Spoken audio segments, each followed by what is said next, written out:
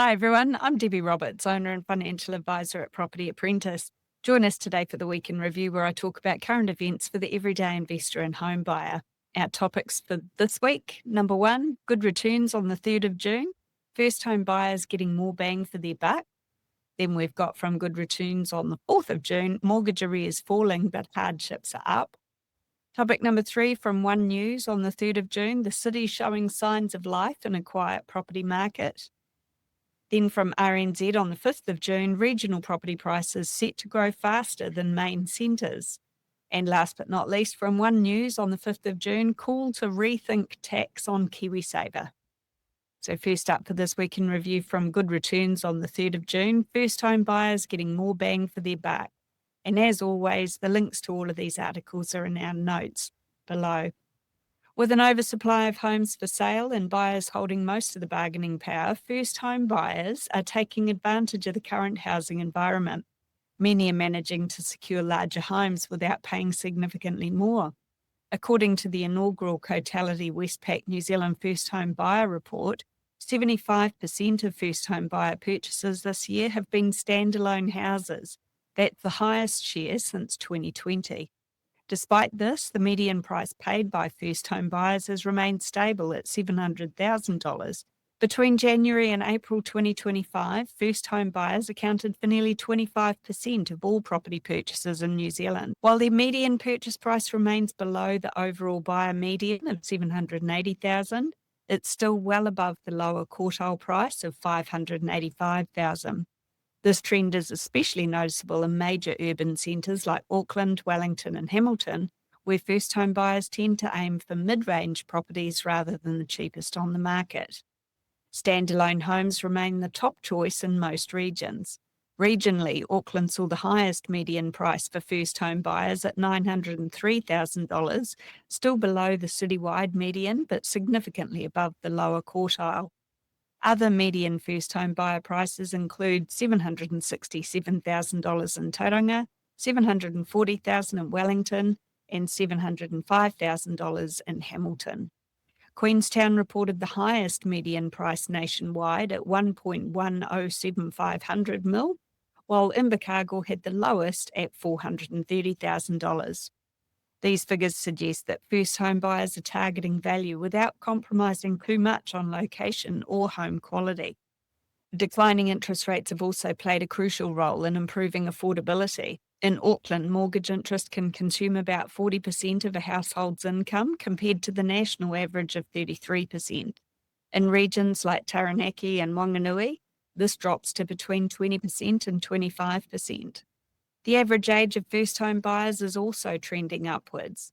Buyers in Auckland now average 37 years old, with Wellington at 36 and Christchurch at 35, around 2 to 3 years older than in 2019. This shift is attributed to lifestyle choices such as travel, career building and starting families.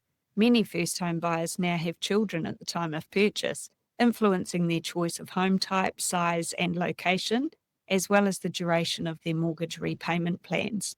I would personally suggest that if you are able to purchase a home before you get pregnant, your borrowing capacity is going to be a bit stronger with 2 incomes and no dependents.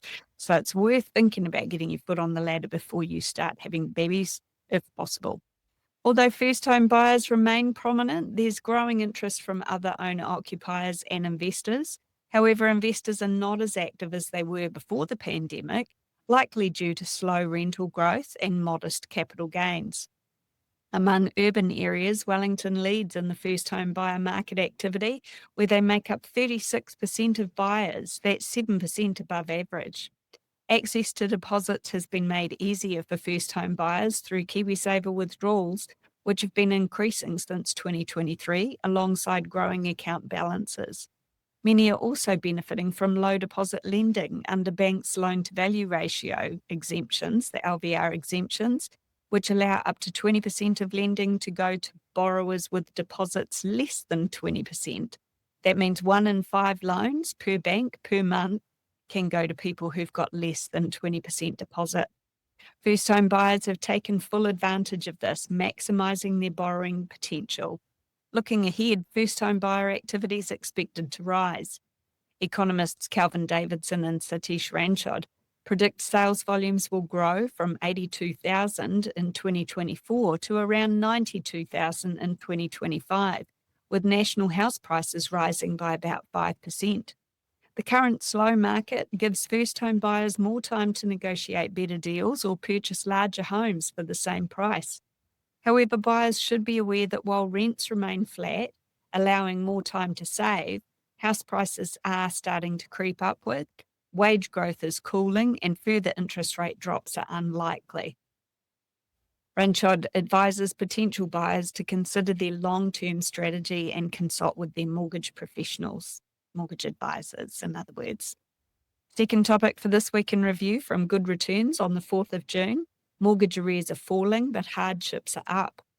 The number of New Zealand homeowners falling behind on their mortgage repayments is starting to decline. As of April, approximately 22,000 borrowers were in arrears. That's a reduction of 1,400 from March, according to the latest data from Centrix. This brings the arrears rate down to 1.49% of the credit active population, compared to 1.5% the previous month. Despite this improvement, arrears remain slightly higher than the same time last year when they stood at 1.45.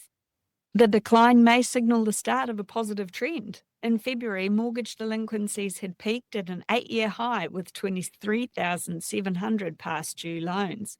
That's a 6% year-on-year increase. However, seasonally adjusted figures have since shown signs of stabilisation, helped in part by falling interest rates. As more homeowners exit fixed mortgage terms, many are able to lock in lower rates, freeing up income and improving household finances. Mortgage arrears also tend to ease following the high spending periods around summer and Easter. Although mortgage arrears are falling, financial hardship applications are increasing. In April, the number of reported hardship cases rose by 300 to 14,700. While the growth rate is slowing, the figures still highlight ongoing stress for many households. Nearly half, 46% of hardship cases, relate to mortgage payment difficulties, followed by 29% involving credit card debt and 18% concerning personal loans. Middle-aged individuals, particularly those aged 35 to 49, are experiencing the highest rates of financial strain. Many in this age group are balancing mortgage repayments, raising children, and trying to maintain their lifestyle, which can create significant financial pressure. Consumer debt arrears fell for the fourth straight month in April, with 12.43% of the credit active population, that's around 483,000 people, behind on repayments. Centrix considers this a potential trend that could benefit small and medium-sized businesses. However, not all the news is positive. The number of consumers with debts overdue by 90 days or more rose to 83,000. Meanwhile, consumer confidence has also declined. The ANZ Roy Morgan survey reported a 5-point drop in May, with the index falling to 92.9. Fewer people feel positive about their current financial situation, and optimism about the year ahead has also waned. The number of respondents expecting their finances to improve in a year dropped by 11 points. House price inflation expectations, however, inched upward, now averaging 3.6% annually, with Auckland expectations at 4.1%. Yet economists note that in a sluggish economy, rising inflation expectations are unlikely to lift wages or make it easier for businesses to raise prices. Over the past year, 730 construction companies have gone into liquidation. That's a 48% rise compared to the year before. This sector now represents nearly 1/3 of all business liquidations, which with signs the downturn is not yet over. The construction sector faces unique challenges beyond the broader economic slowdown. New construction businesses continue to open at a rapid pace, with 81,891 registered in 2024. That's the highest number ever and growing faster than any other sector over the past decade. However, this rapid expansion has been accompanied by a 37% rise in liquidations, which now account for nearly 1/3 of all business closures. All of this tells me that there's plenty of opportunity out there if you're in a position where you're not concerned about losing your job and you're able to get lending. Good opportunities to be a buyer in the current market with less competition from other buyers and no signs of imminent influx from a multiple number of other purchasers.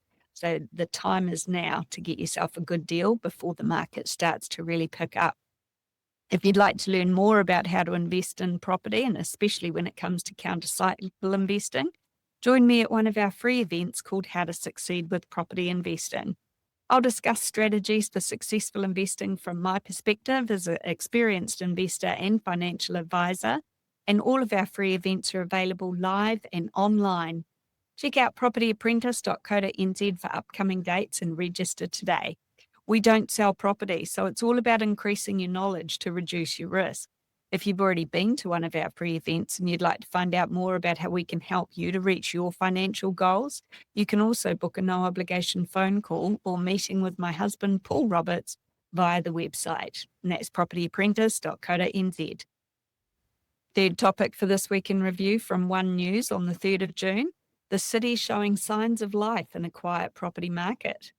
Wellington has emerged as a key indicator of renewed momentum in the New Zealand property market, recording a sharp 12.9% year-on-year rise in average asking prices.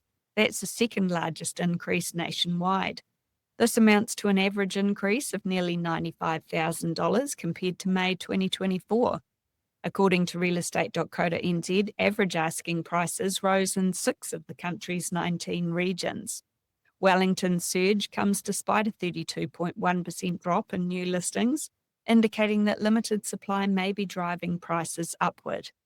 Realestate.co.nz CEO Sarah Wood noted that Wellington's performance could signal returning buyer confidence after a period of subdued activity. She suggested that this jump gives sellers reasons to feel optimistic, although broader market changes are still needed to significantly shift overall conditions. Wood also stated that while the recent official cash rate cut was not enough on its own to transform the market, further interest rate reductions and increased investor activity could drive demand higher. Nationally, the average asking price rose just 0.8% compared to the previous year. Several other regions also saw notable increases.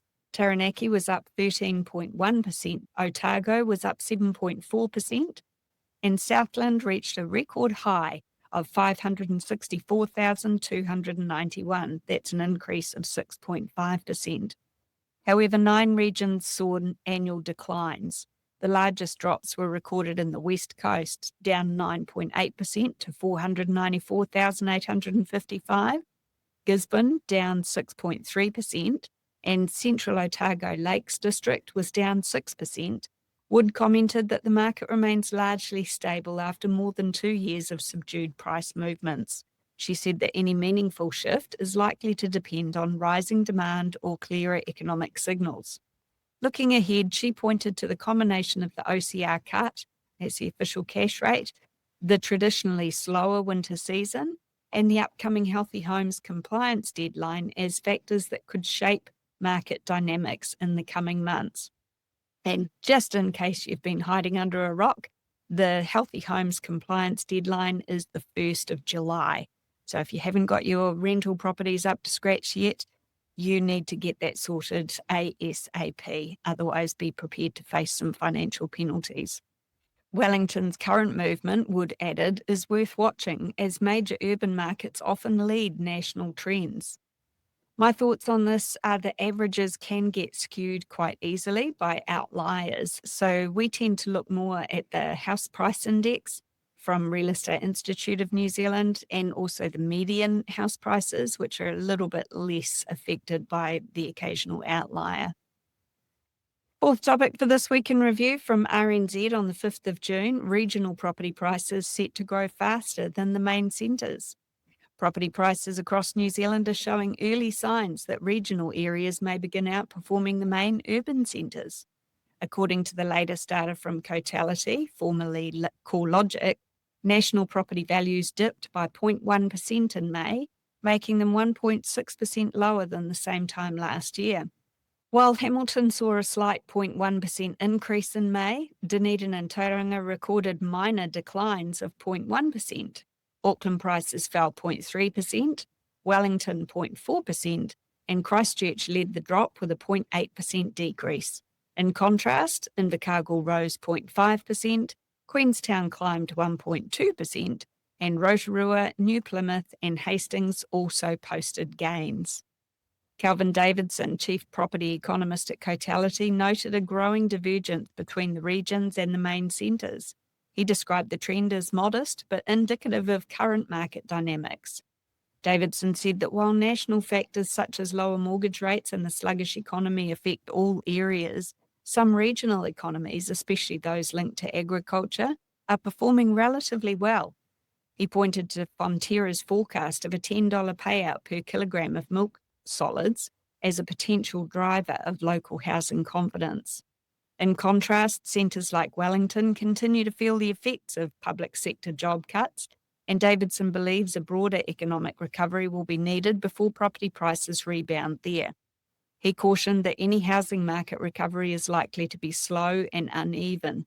Although declining mortgage rates are boosting confidence and enabling more borrowing, as reflected in the Reserve Bank data, housing remains expensive and a soft labour market is dampening demand. Build job numbers dropped again in April. While sales volumes may gradually reduce the surplus of listings, the current oversupply means buyers will likely retain negotiating power for much of the year, keeping prices in check. He acknowledged that his earlier forecast of a 5% annual increase in values may now be overly optimistic, though there's still time for the market to shift. Davidson believes the current balanced market offers opportunities for a variety of buyers, including first home buyers and investors, without the risk of runaway prices. So as you can see, this article kind of contradicts the previous one, and this is where it depends on how you're looking at the statistics. Topic number 5 for this week in review from One News on the 5th of June, call to rethink tax on KiwiSaver. KiwiSaver members in New Zealand could be significantly better off if the country adopted a tax model similar to Australia's, according to economist Shemabil Yaqub. Yaqub, chief economist at Simplicity, ran numbers modelling a system like Australia's, where both contributions and returns are taxed at a flat rate of 15%. Currently in New Zealand, full taxes on income contributed to KiwiSaver and returns in PI funds or PI schemes, that's portfolio investment entity, those are taxed at an investor's prescribed investor rate, which can be as high as 28%. Yaqub said that an average KiwiSaver investor starting now could end up with $60,000 better off in nominal terms at retirement under a model similar to Australia's. If no tax was paid on contributions or returns, the gain could be about $1 million. If only taxes on returns were removed, the improvement could be around $300,000. Yaqub noted that while there's an ongoing discussion in Australia about whether tax breaks might be too generous for wealthier people, the system heavily incentivises saving in private pensions, unlike New Zealand. Kirk Hope, chief executive of the Financial Services Council, which represents KiwiSaver providers, explained that the Australian model differs because Australia has a means-tested pension. In New Zealand, tax breaks typically occur at retirement through national superannuation, which is roughly equivalent to $500,000 in value. Hope said it's difficult to make a direct comparison between the two countries' systems due to their differing objectives. Hope added that reducing taxes on savings in New Zealand could provide future governments with more fiscal flexibility regarding superannuation policies. He recalled that New Zealand previously operated an EET tax system. It's exempt contributions, exempt returns within the scheme, and taxed withdrawals. According to Hope, the tax working group in 2018 acknowledged that moving away from EET might have encouraged more investment in assets like housing. Reverting to an EET system would involve significant costs. The tax working group estimated that transitioning to a system where returns and withdrawals are untaxed could cost $200 million to $300 million per year, while a full return to EET might cost about $2.5 billion annually. However, these costs would balance out over the long term on a net present value basis. Hope suggested that various forms of tax incentives would be beneficial for savers, highlighting that removing or reducing the employer contribution tax would be especially helpful for low-income earners. Dean Anderson, founder of Kernel Wealth, pointed out that New Zealand currently operates a TTE model, tax contributions, tax returns and exempt withdrawals. He believes an EET model, where tax is only paid on withdrawals, would significantly improve future savings. Anderson emphasised that the government should explore all possible measures to increase savings rates, benefiting both Kiwis and the country in the long run. Anna Marie Lockyer, Chief Executive at Pi Funds, explained that KiwiSaver members are disadvantaged compared to Australians because New Zealand lacks upfront tax incentives to encourage greater contributions. She suggested that introducing a mid-tier flat tax rate on savings up to a certain amount could encourage more saving. Lockyer also highlighted that employer contributions are taxed in New Zealand, which diminishes the effects of compounding.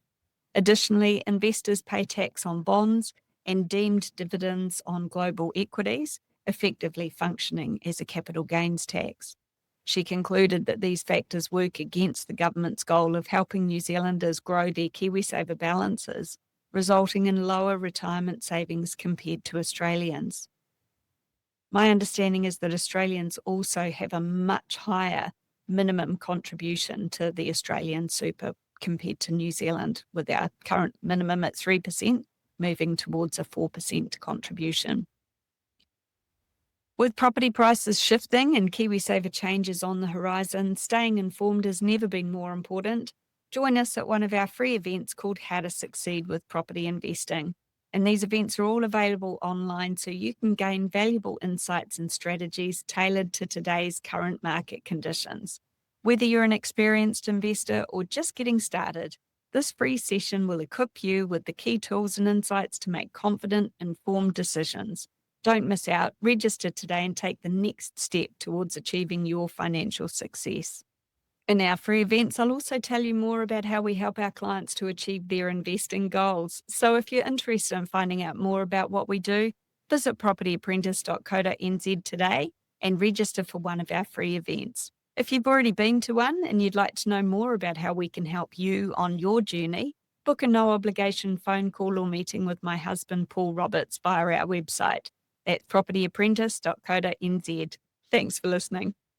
Hey there, want to stay on top of the latest property news and trends? Subscribe to the Property Apprentice podcast for weekly updates that will help you to navigate the market like a pro. We cover everything from insider tips to expert interviews, so you'll always be in the know. And don't forget to ring the bell and hit that subscribe button here on our YouTube channel for even more helpful content to boost your property journey. Check out the link in the description to subscribe to the podcast, and we'll see you in the next episode. Happy investing.